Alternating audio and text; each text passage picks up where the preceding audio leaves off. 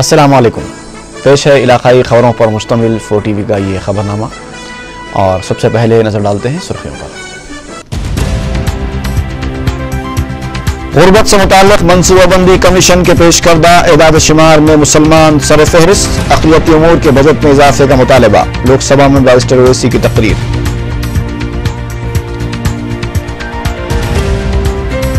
तेलंगाना मसले पर असम्बली की कार्रवाई में फिर खलल, इजलास दिन भर के लिए मुलतवी। पार्टी उसूलों की खिलाफ वर्जी करने वाले कांग्रेसी कायदीन के खिलाफ मुनासिब वक्त पर कार्रवाई, चीफ मिनिस्टर का इंतबाह।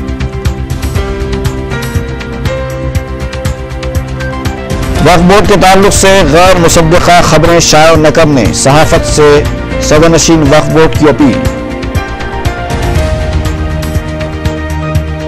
और शहर के मुख्तलिफ मकामात पर मुजरिमाना अनासिर की 3 टोलियां गिरफ्तार, टास्क फोर्स टीमों की कार्रवाइयां।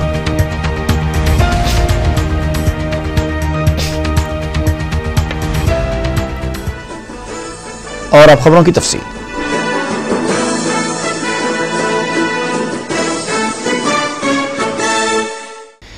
सदर मजलिस बैरिस्टर असदुद्दीन ओवैसी ने मरकजी वजारत अक़लियती उमूर के बजट में इजाफे का मुतालबा किया है। लोकसभा में आम बजट पर मुबाहिस में हिस्सा लेते हुए सदर मजलिस ने कहा कि साल 2012-13 के बजट में वजारत अक़लियती उमूर के लिए मुख्तस करदा रकम इंतहाई नाकाफ़ी है। सदर मजलिस ने कहा कि वजारत अक़लियती उमूर ने मनसूबाबंदी कमीशन से 47,000 करोड़ रुपए की सिफारिश की थी, लेकिन उसे नज़रअंदाज कर दिया गया। रुकन पार्लियामेंट ने कहा कि मनसूबाबंदी कमीशन ने सतह गुर्बत से नीचे जिंदगी गुजारने वालों के देही और शहरी इलाकों के जो एदाद शुमार पेश किए हैं, उसमें मुल्क में मुसलमान सर फहरिस्त हैं, लिहाजा हुकूमत को मुसलमानों की बहबूद के लिए बजट में इजाफा करना चाहिए। बैरिस्टर ओवैसी ने कहा कि हज सब्सिडी की रकम को दूसरे तरीके से इस्तेमाल किया जा सकता है। उन्होंने कहा कि गुज़िश्ता 8 साल के दौरान गरीब मुसलमानों की हालात में कोई तब्दीली नहीं आई है। 45 crores has been given, sir. That comes to 4.5 lakh per each town or cities. That will not be enough to even construct a small classroom.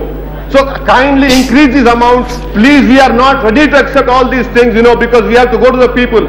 You cannot fool the Muslims anymore. The real demand from the Muslim community is security and development. These are the 2 most important issues. If you provide one, you don't provide other, you're out of power. You have to provide both these 2 things. Now coming to what about housing, sir? Ranganath Mishra Commission has stated that the highest number of people living in rented houses in urban India are Muslims. There is no talk about providing housing to Muslims. Now coming, a good scheme, I welcome the scheme of providing free cycle for girl students of class 9. But again a meager amount of 4.5 crores given, whereas the state of Bihar, every girl is getting a cycle in Bihar. At least 20 crores should have been given for this girl scheme, sir. Now you come to MSDP, sir. MSDP again, honorable sir, that the amount has been decreased from 998 crores to 887 crores. And the surprising thing is in 2010-11, only 68 per total has been spent of the money allocated in this MSDP program.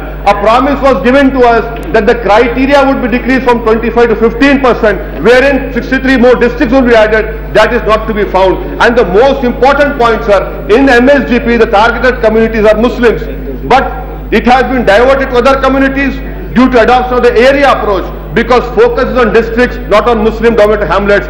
As the implantation unit, we have been requesting that this is happening on the ground. In 9-10 cities, whatever schemes are there, not even a single benefit has accrued to the Muslims.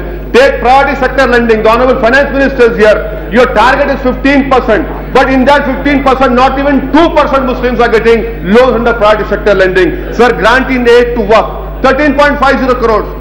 With this amount of 13 crores, you cannot even improve one Waqf property in any city of India. Leave aside any other. So what will be the income generated to the Waqf? This has to be increased to at least 300 crores, sir. Skill development initiative, a new scheme, 18 crores have been given. For God's sake, हमको खैरात मत दीजिए आप. Skill development, we don't want this scheme. There is a under the Prime Minister, there is Skill Development Commission. Give us 15% of that. That would be good enough. Sir, NMDFC allocation will be decreased from 150 to 90 crores. What will National Minority Development Finance Corporation do, sir, with this amount? And 655 crores, sir, is the subsidy for operation of Hajj charter. Sir, I request you with folded hands. I request you with folded hands. We do not want this Hajj subsidy. You take away the 655 crores and give it to the girl minority scholarship scheme, because this is nothing but giving to a large mega enterprise like Air India in the name of Muslims. We do not want this scheme. 655 and renegotiate the bilateral agreement between India and Saudi Arabia. Why are you duping us by saying we are giving Hajj subsidy? Hajj, Muslim will go to Hajj who has economic means. If you remove the subsidy, I'm not saying remove it. I am saying use this amount for education upliftment of minorities. Last point, sir. Yes. I would like to bring to your notice of the Finance Minister. No allocation has been made for Equal Opportunities Commission. Equal Opportunity Commission, if it is established, it will go a long way in helping Dalits, backward classes and the Muslim minorities to get the rightful share in society. Yes. I request the government to please look into it, and allocations have to increase, sir. This budget, this argument is a very special argument that no 12th five-year plan is going to come, we are going to increase. I have not seen tomorrow anymore. Yes. I have not seen tomorrow. Please increase it now, because this has sent a wrong message. And last point, Yes. what Mr. Jaiswal has said about removing the excise duty on jewelry. In my constituency, sir, 100% jewelry shops are on strike, and 90% of those workers are from West Bengal. Yes. They are telling me to convey their grievance to the Honorable Finance Minister. Please remove the excise duty on jewelry shop. Thank you, sir. Thank you. रियासती assembly में मंगल को भी कुछ काम नहीं हो पाया। मसले तेलंगाना पर अपोजिशन जमातों के एहतजाज पर इजलास की कार्रवाई को दिन भर के लिए मुलतवी कर दिया गया। वज़ीर आला किरण कुमार रेड्डी ने इस बात का ऐलान किया कि SC/ST सब प्लान पर अमलावरी के लिए काबीना की ज़ेली कमेटी तश्कील दी जाएगी। रियासती असेंबली के बजट इजलास में मंगल का दिन भी अपोजिशन के एहतजाज की नजर हो गया। इजलास को 2 बार मुलतवी करने के बाद भी अपोजिशन के मौक़िफ़ में तब्दीली को न देखते हुए कार्रवाई को दिन भर के लिए मुलतवी कर दिया गया। मंगल को इजलास के आगाज के साथ ही स्पीकर एन मनोहर ने तेलुगु देशम, TRS, BJP और बायबाजू की जानिब से पेश की गई तहरीकात इल्तिवा को नामंजूर कर दिया, जिसके साथ ही अपोजिशन जमातें अपने अपने मुतालबात को लेकर जबरदस्त एहतजाज करने लगे। सिर्फ 4 मिनट के अंदर ही स्पीकर एन मनोहर ने इजलास को 15 मिनट के लिए मुलतवी कर दिया। इजलास के दोबारा आगाज के साथ ही अपोजिशन अरकान के साथ हुक्मरान जमात के तेलंगाना अरकान भी जय तेलंगाना के नारे लगाते हुए एहतजाज करने लगे। इस शोरगुल के दौरान स्पीकर ने मुख्तलिफ शोबाजात के मुतालबात ज़र को मुतारिफ करवाया और फिर इजलास की कार्रवाई को आधे घंटे के लिए मुलतवी कर दिया। 12:50 पर इजलास का दोबारा आगाज हुआ तो अपोजिशन जमातों ने फिर से शोरगुल शुरू कर दिया, जिस पर डिप्टी स्पीकर भट्टी विक्रमार्का ने अपोजिशन से कहा कि चीफ मिनिस्टर SC/ST सब प्लान के सिलसिले में बयान देने वाले हैं, जिस पर तमाम अपोजिशन जमातों ने अपना एहतजाज खत्म कर दिया।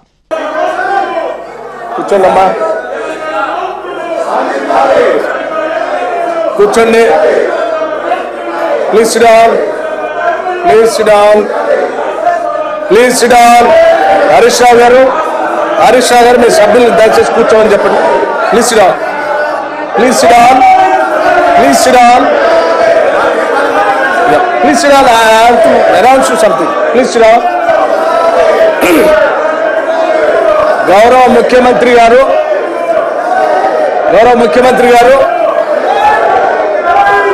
SC/ST TSP పైన స్టేట్మెంట్ చేయబోతా ఉన్నారు. దయచేసి కూర్చోవాల్సిందిగా TRS సభ్యులు కోరుతా ఉన్నాను.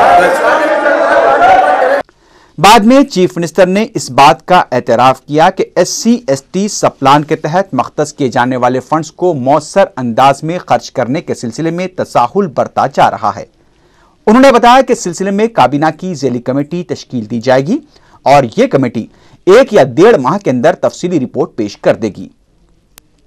वज़ीर आला किरण कुमार रेड्डी ने बताया कि इस सिलसिले में कानून साजी के लिए जरूरत पड़े तो फिर 1 या 2 दिन का खुसूसी इजलास भी तलब किया जाएगा। किरण कुमार रेड्डी ने बताया कि 12वें मनसूबाबंदी कमीशन का आगाज अप्रैल से होगा, लिहाजा ये कमेटी इस सिलसिले में तजावीज भी हासिल करेगी। उन्होंने कहा कि हुकूमत का मकसद यही है कि SC/ST के लिए मख्तस करदा रकम का उन्हीं के लिए इस्तेमाल किया जाए। चीफ मिनिस्टर ने इस सिलसिले में दलित तंजीमों की जानिब से किए जा रहे धरनों और हड़तालों को खत्म करने की अपील की। जैसे ही चीफ मिनिस्टर ने अपनी तकरीर खत्म की, कांग्रेस के दलित कायदीन ने चीफ मिनिस्टर की नशिस्त के पास पहुंचकर उन्हें मुबारकबाद पेश की। इस दौरान टीआरएस अरकान ने फिर स्पीकर के पोडियम तक पहुंचकर एहतजाज शुरू कर दिया, जिसे देखते हुए डिप्टी स्पीकर भट्टी विक्रमार्का ने इजलास की कार्रवाई को दिन भर के लिए मुलतवी कर दिया। అధ్యక్ష ఈ రోజు చరిత్రాత్మక నిర్ణయం అధ్యక్ష అందరూ చర్చించాలి అధ్యక్ష అధ్యక్ష అధ్యక్ష గౌరవ ముఖ్యమంత్రి గారు ప్రకటించిన ఒక నిర్ణయం ఎస్సీ ఎస్టీల పట్ల కాంగ్రెస్ పార్టీ కాంగ్రెస్ ప్రభుత్వాలు చేస్తున్న ఒక అద్భుతమైన ఆలోచనకి ఇది ఒక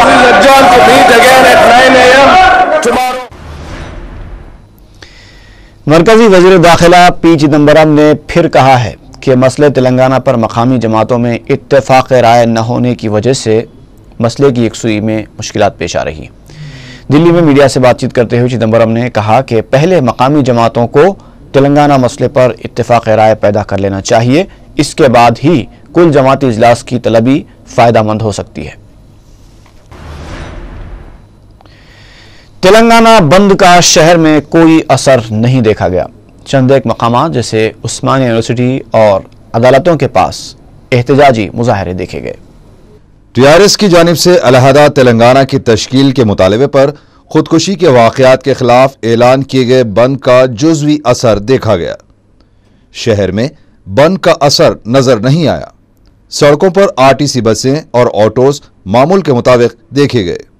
तेलंगाना के दीगर अजला में बंद का असर देखा गया।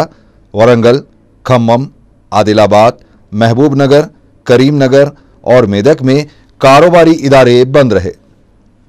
तेलंगाना बंद के सिलसिले में उस्मानिया यूनिवर्सिटी से रियासती असेंबली तक रैली निकालने की तलबा की कोशिश को पुलिस ने नाकाम बना दिया। तलबा बड़ी तादाद में जमा होकर रैली निकालने की कोशिश कर रहे थे, ताहम पुलिस ने यूनिवर्सिटी कैंपस की गेट के पास इन्हें रोक लिया। इस मौके पर पुलिस और तलबा के दरमियान बहस व तकरार भी देखी गई। पुलिस ने 50 से ज्यादा तलबा को गिरफ्तार कर लिया।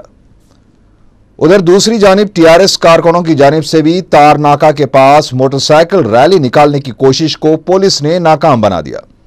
टीआरएस कारकुन मंकेश्वर नगर से रैली की शक्ल में तारनाका की सिमत बढ़ने की कोशिश कर रहे थे कि पुलिस ने उन्हें बताया कि बिना इजाजत रैली नहीं निकाली जा सकती।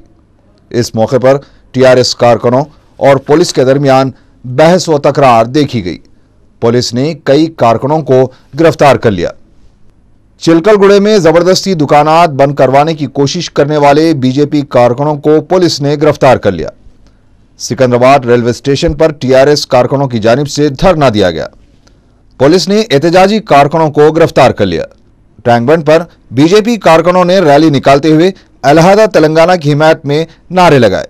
पुलिस ने जीएचएमसी दफ्तर के पास बीजेपी कारकुनों को गिरफ्तार कर लिया।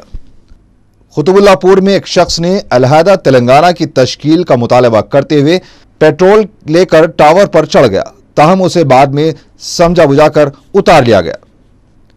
नौजवानों की खुदकुशी के वाक़यात के खिलाफ अलहदा तेलंगाना एडवोकेट्स जेएसी से वाबस्ता वकला ने चीफ विप जी वेंकट रमना की क़यामगाह वाक़ बंजारा हिल्स पर धरना दिया।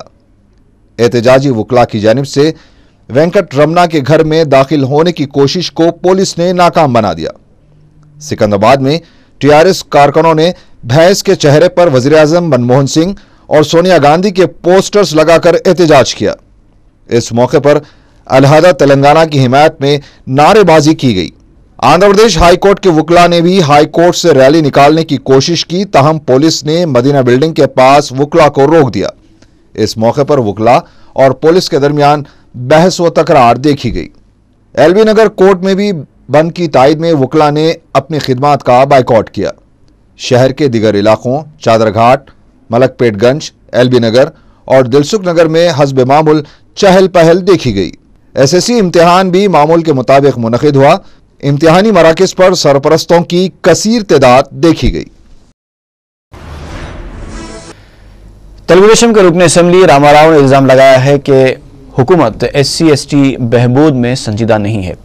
मीडिया से बात करते हुए रामाराव ने कहा कि SC/ST सब प्लान की रकम को दीगर तरक्याती कामों के लिए इस्तेमाल किया जा रहा है। उन्होंने बताया कि तेलुगुदेशम के दौर हुकूमत में दर्ज फहरिस्त तबकात की बहबूद के लिए जियो 180 जारी किया गया था, लेकिन उस पर अमलावरी नहीं हो रही। उन्होंने मज़कूरा जियो पर फौरी अमलावरी का मुतालबा किया। మీరు సిగ్గుపడకుండా మా ప్రభుత్వం హయాంలో ఉండేటప్పుడు ఇచ్చినటువంటి 183 జీవోని మీరు అమలు చేయాలని చెప్పేసి మేము డిమాండ్ చేస్తున్నాం. ఆ జీవోని మీరు ఏదైనా తప్పులున్నాయని మీరు ఆప్ చేశారా, లేకపోతే ఎస్సీలను ఆదుకోవాలనే ఉద్దేశంతో ఆనాడు పెట్టిన తెలుగుదేశం ప్రభుత్వం పెట్టినటువంటి ఆ జీవోని మరి ఎస్సీలకు ఉపకారం జరుగుతుంది కాబట్టి అపకారం చేసే ఉద్దేశంతో మీరు అమలు చేయలేదని చెప్పేసి ఈ కాంగ్రెస్ ప్రభుత్వాన్ని పార్టీని మేము కూడా ఈ రోజున అడుగుతున్నాం. टीआरएस रुकन असेंबली पी श्रीनिवास ने कहा कि पार्लियामेंट में मसला तेलंगाना पर तेलुगुदेशम की दोहरी पॉलिसी आश्कार हो गई है।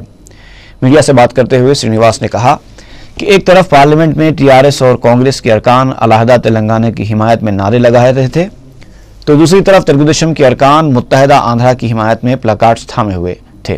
उन्होंने कहा कि सियासी जमातों में तेलंगाना मसले पर इत्तेफाक राय का पैदा होना जरूरी है, वरना खुदकुशी के वाक़यात में मजीद इजाफा होगा। उन्होंने चीफ मिनिस्टर से असेंबली में तेलंगाना पर करारदाद पेश करने की अपील की।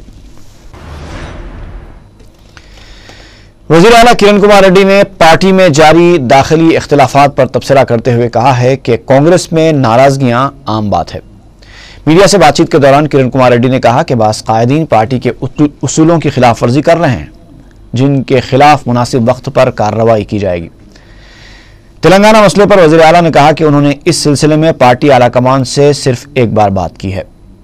बरखी चार्जेस से मुताल्लिक़ एक सवाल पर उन्होंने कहा कि रेगुलेटरी अथॉरिटी की जानिब से रिपोर्ट मौसूल होने के बाद ही इस सिलसिले में कोई फैसला लिया जाएगा।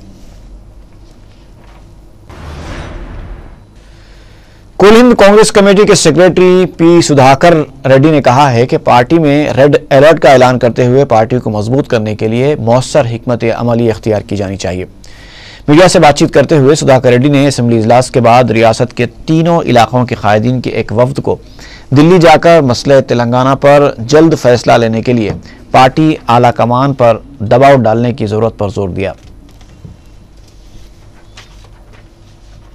మరొకసారి రిపీట్ చేస్తూ అందరం కలిసికట్టుగా ప్రయాణం చేసే కార్యక్రమం ఉంది. ఎవరు మాట్లాడినా ఈరోజు మా సభలో డిఎల్ రవీందర్ రెడ్డి గారు ఉంటే వారితో కూడా మాట్లాడడం జరిగింది. మీరు ఏది చేయాలన్నా అధిష్టాన వర్గానికి చెప్పండి, మీరు సీనియర్ నాయకుడు, అదేవిధంగా శంకర్రావు గారు కానీ ఎవరైనా సరే వారందరితో కూడా మాట్లాడి అందరం లీడర్షిప్ ఇష్యూవా ఇంకోదా ఏదా ఇవన్నీ కూడా అధిష్టాన వర్గం పరిశీలనలో ఉన్నటువంటి అంశాలు. కానీ అంతకంటే ముందు మన చెట్టు మీద కూర్చొని పండ్లిస్తున్నటువంటి చెట్టును మనమే నరుక్కునే కార్యక్రమం। साबिक वजीर शंकर राव ने कहा है कि रियासत में दिन ब दिन कांग्रेस के वोटों का तनासुब कम होता जा रहा है। मीडिया से बातचीत करते हुए शंकर राव ने कहा कि जगनमोहन रेड्डी की जानिब से कांग्रेस आला कमान को तनकीदों का निशाना बनाए जाने पर चीफ मिनिस्टर और दीगर अरकान की खामोशी से भी आवाम में मायूसी पाई जाती है। शंकर राव ने कहा कि कांग्रेस के नौजवान अरकान असम्बली अपने मुस्तकबिल को लेकर काफ़ी परेशान हैं। उन्होंने पार्टी आला कमान से अपील की कि पार्टी कायदीन में एतमाद पैदा करने के लिए मौसर हिकमत अमली इख्तियार की जाए। शंकर राव ने कहा कि आइंदा ज़िमनी इंतखाबात कांग्रेस पार्टी के लिए रेफरेंडम होंगे। उन्होंने कहा कि कांग्रेस की पॉलिसियों की वजह से दलित पार्टी से दूर हो रहे हैं। 3 సార్లు సిఎల్పి, 2 సార్లు ముఖ్యమంత్రి, 2 సార్లు పిసిసి ప్రెసిడెంట్ అయిందంటే కాంగ్రెస్ యొక్క చొరవ వలన, ఇందిరాగాంధీ వలన, రాజీవ్ గాంధీ రామయ్య వల్ల, అదేవిధంగా మేడం సోనియా గాంధీ గారి దయ వలన ఇది మర్చిపోకూడదు। तेलुगुदेशम रुकन असेंबली एम नरसिम्लू ने कहा है कि टीआरएस पार्टी कांग्रेस के हाथों बिक चुकी है। मीडिया से बात करते हुए नरसिम्लू ने कहा कि तेलंगाना मसला सिर्फ टीआरएस का नहीं बल्कि हर सियासी जमात का है और सबको मुत्तहिदा तौर पर अलहदा तेलंगाना के लिए जिद्दोजहद करनी चाहिए। उन्होंने इल्ज़ाम लगाया कि टीआरएस ही हुसूल तेलंगाना में असल रुकावट है और खुदकुशी के वाक़यात की जिम्मेदार भी टीआरएस है। उन्होंने टीआरएस कायदीन को मसले तेलंगाना पर ड्रामाबाजी बंद कर देने का मशवरा दिया। वक्फ बोर्ड के सदरनशीन खुसरो पाशा और रुकन कौंसल अल्ताफ हैदर रजवी ने मीडिया और बिलखुसूस उर्दू सहाफ़त से अपील की है कि वक्फ बोर्ड के ताल्लुक़ से कोई खबर शाये करने से पहले अच्छी तरह तहक़ीक़ कर लिया करें। वक्फ बोर्ड के दफ्तर में प्रेस कॉन्फ्रेंस मुनक़िद करते हुए इन जिम्मेदारों ने बाज़ अखबारात में शाये की गई इस खबर को बेबुनियाद और गुमराहकुन बताया कि 1000 करोड़ रुपयों की वक्फ दस्तावेज़ात गायब हैं। प्रेस कॉन्फ्रेंस में मज़कूरा फाइल्स पेश करते हुए खुसरो पाशा ने कहा कि वक्फ बोर्ड एक मुस्लिम इदारा है और इसके ताल्लुक से खबरें शाये करने से पहले कम अज़ कम तस्दीक कर ली जानी चाहिए। उन्होंने कहा कि बड़ी सुर्खी लगाकर सस्ती शोहरत हासिल नहीं की जा सकती। खुसरो पाशा ने कहा कि कुछ फाइलें नहीं मिल रही थीं, जिसके ताल्लुक से महकमे अक़लियती बहबूद के साबिक़ सेक्रेटरी ने तहक़ीक़ात का हुक्म दिया था, जिसकी रिपोर्ट भी हुकूमत को पेश की गई। अल्ताफ़ हैदर रज़वी ने कहा कि वक्फ बोर्ड की कोताहियों की निशानदेही की जा सकती है, गलतियों पर तनकीदें भी की जा सकती हैं, लेकिन एक उर्दू अखबार बेबुनियाद खबर शाये करते हुए वक्फ बोर्ड की साख को मुसलमानों में मुतासर करने की कोशिश कर रहा है। उन्होंने कहा कि जिन फाइल्स के गायब होने का इल्ज़ाम लगाया गया है वो इस प्रेस कॉन्फ्रेंस में मीडिया के रूबरू ही मौजूद हैं। बाद अखबारात में ये छप रहा है कि 1000 करोड़ के वक्फ बोर्ड से फाइल गायब हैं। ये बात हकीकत पर मबनी नहीं है। आज जो अखबार में जिन फाइल का गायब होने का तस्करा किया गया है वो तमाम फाइल्स मैं आपके सामने पेश कर चुका हूँ, आप लोग उसको देख ले सकते हैं। मेरी ख्वाहिश ये है कि कोई भी खबर छापने से पहले उसको तहकीक कर लिया जाए, क्या वो फाइल्स हमारे पास हैं, या कोई भी ऐसी खबर जो एक मुस्लिम इदारा, एक वक्फ बोर्ड एक मुसलमानों का इदारा है, उसके अंदर तमाम मुसलमान और तमाम मीडिया वालों से भी मैं ख्वाहिश करूँगा कि वक्फ बोर्ड का साथ दें और हकीकत जो है वही छापें।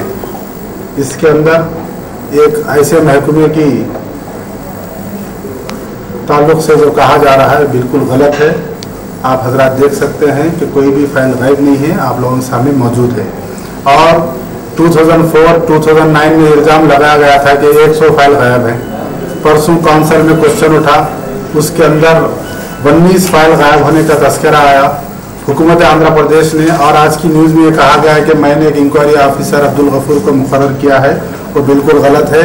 इंक्वायरी ऑफिसर को साबिक़ा सेक्रेटरी मोहम्मद अली रफ़त ने तकर्रुर किया, उन्होंने अपनी रिपोर्ट हुकूमत को पेश कर दी। काउंसिल के अंदर वक्फ बोर्ड से कहा गया था कि सिर्फ 19 फाइल मिसप्लेस हैं, गायब नहीं, मिल नहीं रहे हैं।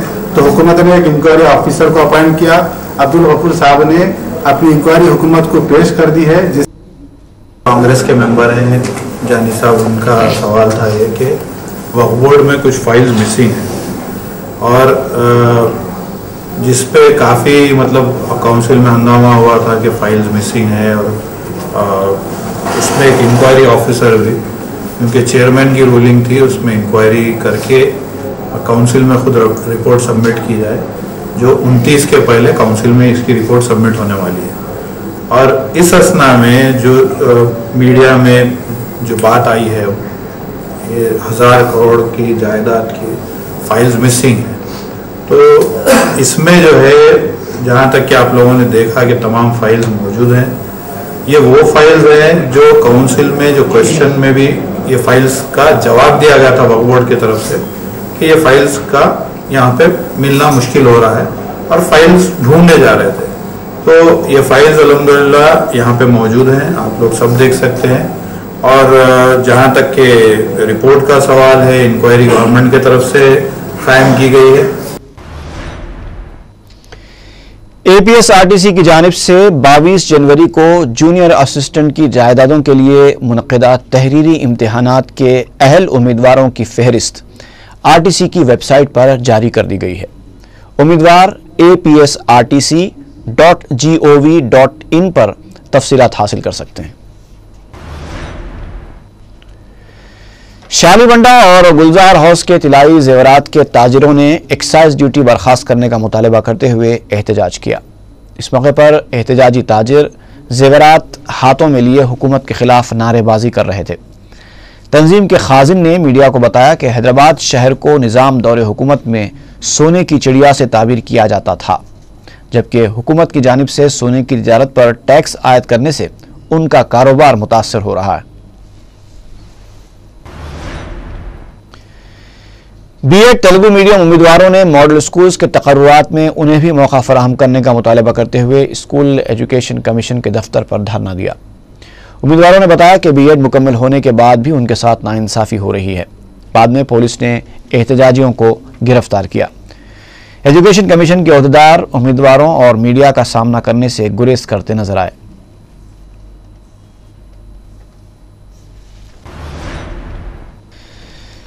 जामबाग के कॉर्पोरेटर नजीरुद्दीन ने अपने डिवीजन में 4 लाख रुपए की मालियत की आबी पाइपलाइन का इफ्तिताह किया। इस मौके पर मीडिया से बात करते हुए नजीरुद्दीन ने बताया कि केरोसिन बाड़े में पानी की किल्लत की शिकायत को देखते हुए यहां पर 4 इंच के पाइपलाइन के काम का आगाज किया गया और 2 दिनों में इस काम को मुकम्मल कर लिया जाएगा, जिससे इलाके में पानी की किल्लत के मसले की एकसुई हो जाएगी। नजीरुद्दीन ने हुकूमत से हर डिवीजन में 5 बोरवेल्स की तनसीब का मुतालबा किया। कमिश्नर पुलिस हैदराबाद की टास्क फोर्स टीमों ने शहर के 3 मुख्तलिफ मकामात पर मुजरिमाना अनासिर की 3 टोलियों को गिरफ्तार किया है। पेश है तफसीली report. Task force east zone की टीम ने एक इत्तला पर कार्रवाई करते हुए इनकम टैक्स डिपार्टमेंट में जाली दस्तावेजात दाखिल करके 160 इनकम टैक्स रिटर्न्स हासिल करने वाली 3 रुकनी टोली को गिरफ्तार कर लिया है। इस टोली ने जाली नामों के जरिए 1.5 करोड़ रुपयों की रिटर्न्स दरख्वास्तें दाखिल की और 25 लाख रुपए हासिल भी कर लिए थे। टोली के अरकान 34 साला पी आनंद रेड्डी साकिन अनंतपुर टाउन, 35 साला पी लक्ष्मण नारायणा साकिन अनंतपुर जिला और 27 साला टी देवकानंद रेड्डी साकिन कुकटपल्ली हैदराबाद को SHO नामपल्ली के हवाले किया जा रहा है। उनके कब्जे से 2,20,000 रुपये नकद, 1 लैपटॉप, TDS रिफंड ऑर्डर्स के 25 लाख रुपया लागती cheques, 13 ATM cards, 6 PAN cards, 8 cellphones और कई दस्तावेजात जब्त कर लिए गए। टास्क फोर्स की नॉर्थ जोन टीम ने 27 मार्च को एक इत्तला पर एक शख्स को गिरफ्तार कर लिया। वेस्ट मारेटपल्ली में बोगस चिटफंड सिद्धि लक्ष्मी एंटरप्राइजेस कंपनी कायम करते हुए अवाम को धोखा दे रहा था। उसके कब्जे से एक कार, 30 लाख रुपया लागती जायदादों के दस्तावेजात जब्त किए गए। मुलजिम 31 साला वी करुणाकर साकिन सीताबल मंडी रेलवे ब्रिज सिकंदराबाद को मजीद तफ्तीश के लिए CCS पुलिस के हवाले किया जा रहा है। Police commissioner Hyderabad AK Khan ने बताया कि वेस्ट जोन टीम ने भी 27 मार्च को एक धावा किया, जिसमें ब्राउन शुगर फरोख्त करने वाली 3 रुकनी टोली को गिरफ्तार कर लिया गया। बिदर कर्नाटक का साकिन 29 साला आदिल, राजस्थान का साकिन 28 साला नौशाद और राजस्थान ही का रहने वाला ज़राअत पेशा 32 साला घनश्याम मीना दिगर रियासतों से ब्राउन शुगर लाकर हैदराबाद में फरोख्त कर रहे थे। एक इत्तला पर यह कार्रवाई की गई और धावे के दौरान 1 किलो ब्राउन शुगर जब्त की गई, जिसकी लागत 10 लाख रुपया बताई गई है। और एक बात, ब्राउन शुगर अब हैदराबाद में इससे पहले गुज़िश्ता 2 साल के दौरान 17 ड्रग रैकेट्स पकड़े गए हैं। आज ब्राउन शुगर 1 किलो बरामद की गई है। इसमें बीदर में एक ITI कॉलेज में काम करने वाले मोहम्मद आदिल, जो वहीं के हैं, बीदर के नेटिव हैं ये, और नौशाद खान राजस्थान से हैं। वो स्टूडेंट्स को कॉलेज में शरीक कराने के लिए लाने वाले एक कमीशन पे हो या सैलरी पे काम करते हैं, उधर राजस्थान के रहने वाले हैं ये। अब ये इनको पता था ये दोनों को कि बीदर में बहुत सारे स्टूडेंट्स ब्राउन शुगर कंज्यूम करते हैं, तो इसलिए ये कहाँ से आ रहा है ये भी ये लोग जान चुके थे। राजस्थान सोर्स था इसका, तो नौशाद राजस्थान के रहने वाला था, इसलिए नौशाद वहाँ पर घनश्याम और मुकेश दोनों के साथ कॉन्टैक्ट एस्टेब्लिश करके वहाँ से ब्राउन शुगर बीदर को लाना पहले और बीदर के बाद हैदराबाद को लाना शुरू करेंगे। शिवमपेट पुलिस ने एक होम थिएटर पर धावा करके 8 फाहिशाओं और उनके 10 ग्राहकों को गिरफ्तार कर लिया। बताया जाता है कि मकामी पुलिस कई दिनों से इस होम थिएटर की ताक में थी। मंगल को अलसुबह 5 बजे पुलिस ने धावा करके ये गिरफ्तारियां अमल में लाई और इस होम थिएटर से 3 कारें, 35,000 रुपये नकद रकम, डिस्को ड्रेसेस के अलावा बैरूनी शराब और दूसरी अशिया जब्त कर लीं।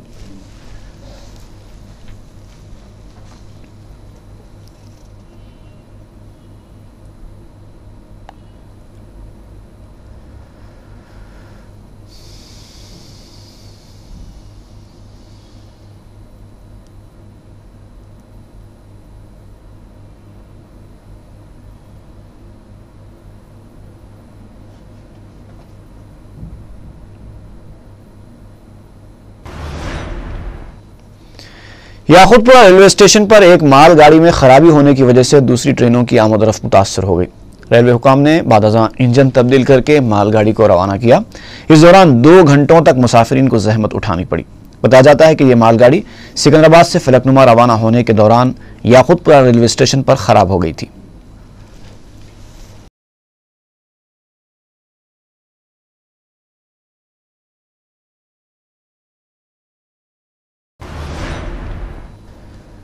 आसिफ नगर के रहने वाले 22 साला मोहम्मद नदीम 19 मार्च से लापता हो गए हैं। उनकी दिमागी हालत ठीक नहीं है। किसी को नजर आ जाए तो ख्वाहिश की गई है कि आसिफ नगर पुलिस को इत्तला दी जाए। और आखिर में सुर्खियां एक बार फिर। गुर्बत से मुताल्लिक मनसूबाबंदी कमीशन के पेश करदा एदाद शुमार में मुसलमान सर फहरिस्त, अक़लियती उमूर के बजट में इजाफे का मुतालबा। लोकसभा में बैरिस्टर ओवैसी की तकरीर। तेलंगाना मसलों पर असेंबली की कार्रवाई में फिर खलल, इजलास दिन भर के लिए मुलतवी।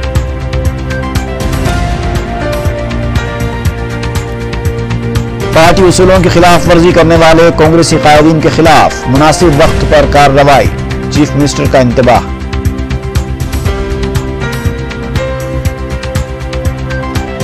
वक्फ बोर्ड के ताल्लुक से गैर मुसद्दक़ा खबरें शाया न करने, सहाफत से सदरनशीन वक्फ बोर्ड की अपील। और शहर के मुख्तलिफ मकामात पर मुजरिमाना अनासिर की 3 टोलियां गिरफ्तार, टास्क फोर्स टीमों की कार्रवाइयां।